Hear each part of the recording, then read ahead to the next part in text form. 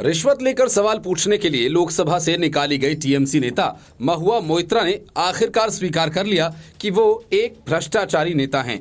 महुआ का ये कबूलनामा तब आया जब अशोक चौहान ने कांग्रेस से इस्तीफा दे दिया और वे बीजेपी में शामिल हो गए।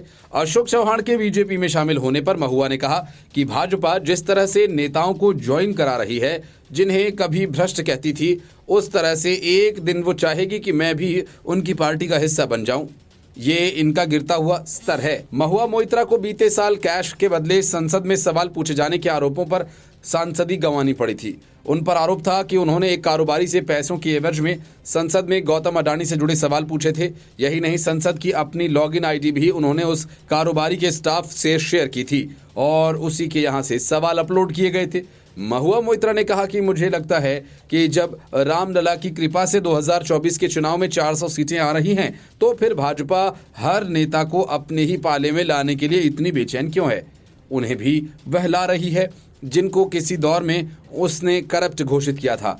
ऐसा ही चलता रहा तो वह जल्द ही मुझे भी अपनी पार्टी में लेना चाहेंगे। महुआ मोइत्रा को भले ही अपनी सदस्यता गंवानी पड़ी, लेकिन टीएमसी की मुखिया ममता बनर्जी का उन पर भरोसा कम नहीं हुआ।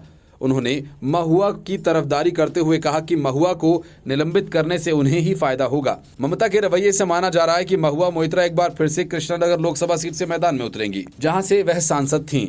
जिन अशोक चौहान को लेकर महुआ मोइत्रा ने तंज कसा है, उन्हें आदर्श हाउसिंग घोटाला के चलते सीएम पद छोड़ना पड़ा था। भाजपा लीडरशिप का मानना है कि चौहान की एंट्री से उसे मराठवाड़ा में अपनी पकड़ मजबूत करने में मदद मिलेगी। Bureau report, news of India.